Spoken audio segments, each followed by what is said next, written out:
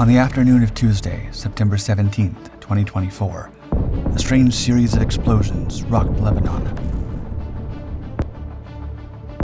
In the span of minutes, the beeping of pagers carried by members of Hezbollah, a powerful militant and political group backed by Iran, echoed a few times, nearly in unison, through busy streets, grocery stores, and homes. Hezbollah, known for its decades-long and vocal opposition to Israel, have long relied on these devices to coordinate secret communications. But this time, something was different. The pagers suddenly detonated. Small but powerful blasts erupted simultaneously. Panic and chaos quickly set in, leaving bystanders and Hezbollah operatives alike in shock. The attack caused hundreds of casualties, from rank-and-file employees to Mojtaba Amini, Iran's ambassador to Lebanon. Initial investigations revealed that the blasts were no accident, as each explosion originated from the same type of pager. Hezbollah leaders and Lebanese media swiftly pointed the finger at Israel, accusing them of orchestrating a sophisticated cyber attack. Suspicion soon turned toward Unit 8200, Israel's mysterious, top-secret cyber intelligence unit. Terrified Hezbollah members are now wondering what other devices the Israelis might explode next. Unit 8200 is an Israeli intelligence corps unit of the Israeli Defense Forces, the agency responsible for all types of clandestine operations, collecting signals intelligence and code decryption, counterintelligence, cyber warfare, military intelligence, and surveillance of the nation. The unit is undeniably one of the most powerful players in global cyber espionage. But it didn't start that way. The origins of this elite unit date back to the 1950s, when it began as a small, almost experimental group. Armed with surplus spy equipment from the United States, early members set up antennas on hilltops, bugged phone lines, and listened in on covert communications from nearby adversaries. At that time, the unit, known as 515 and later as 848, operated in relative obscurity, conducting intelligence operations on a limited scale. It wasn't until the Yom Kippur War in 1973 that Syrian forces captured an intelligence officer from the unit, resulting in the exposure of many of its secrets. This massive intelligence breach forced Israel to reorganize and rebuild. The renamed Unit 8200, with an infusion of resources and personnel, transformed from a once small, obscure group into a fully fledged division armed with cutting-edge technology and a unique pool of talent. By the late 20th century, despite being one of the most vital components of their nation's intelligence apparatus, the 8200 remained shrouded in the utmost secrecy. Most unit members were young recruits fresh out of high school who had trained rigorously to become some of the world's greatest hackers. Yet not even their families knew what division they were serving in. Today, Unit 8200 is frequently compared to the United States National Security Agency, though its operations have taken on an even more direct, unsettling approach. By infiltrating foreign systems before they even reach their targets and manipulating supply chains, Unit 8200's influence spreads quietly but unmistakably, leaving adversaries wondering where their vulnerabilities lie and when they'll be exploited next. One of the biggest operations by Unit 8200 was the development and deployment of the Stuxnet virus, a virtual worm designed to infiltrate Iran's nuclear facilities, specifically targeting their uranium enrichment program at the Natanz facility. Deployed from 2005 to 2010, experts believe that by causing centrifuges to malfunction while appearing normal to Iranian scientists, the virus set back the nation's nuclear ambitions by years. While Israel has never officially taken credit for this operation, it remains one of the most successful and well-known cyber attacks in history. In 2011, a book exposed its existence to the general public, finally lifting the curtain on decades of covert operations. This marked a turning point for the unit, as its capabilities and actions began to attract global attention. In a cybersecurity conference held in 2017, Prime Minister Benjamin Netanyahu noted this progress, stating, quote, 8 years ago, my goal was to make Israel one of the 5 leading cyber powers in the world. I think we've reached that. I think we're actually maybe even further ahead on that list.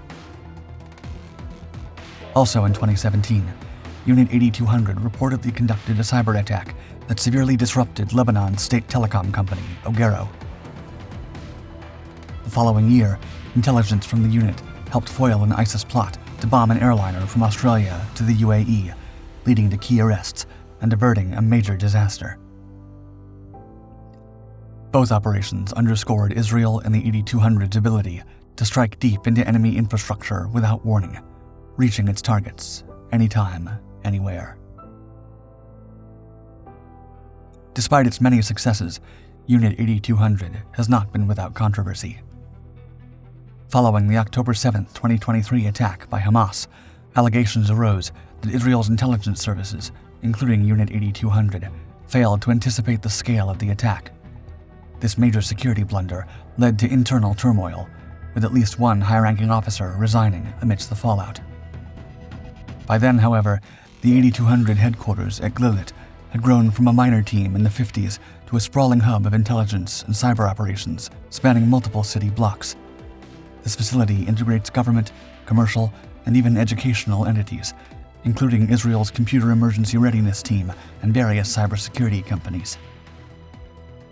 While initially believed to be one of the most secure locations in Israel, if not the world, even this fortress-like structure wasn't immune to attack.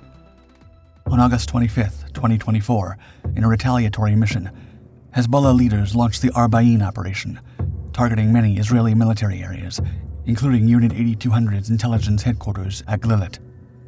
The assault resulted in significant casualties, with reports varying on the exact number, and even led to the resignation of the unit's main commander. Just weeks after the attack on the Glilit complex, Unit 8200 would be linked to another devastating operation: the September 2024 pager explosions across Lebanon. In the same 2017 cybersecurity conference, Netanyahu said, quote, "Warfare has changed again dramatically. I'm not just talking about physical warfare. With a single click, nations can be brought to their knees if you're willing to take the risks, because every system can be hacked." These words resonate now more than ever in light of the September 2024 pager explosions across Lebanon. Experts believe Israel's not-so-secretive cyber intelligence unit was at least partly behind the operation, achieving this via a complex mix of supply chain manipulation and remote activation technology. According to American and other officials familiar with the attack, Israel concealed small amounts of explosive materials, about 1 or 2 ounces, in a shipment of Taiwanese-made pagers imported into Lebanon. The explosives were placed near the battery in each pager. Some theories suggest that radio signals or malware could have triggered the explosives remotely. This unique synchronized timing of the blasts across different regions hints strongly at high-level coordination, the kind that only a nation-state actor like Unit 8200 could pull off. Following the September 2024 explosions, the Gold Apollo Company, based in Taiwan and the manufacturer of the communication devices used by Hezbollah, issued a statement denying any involvement.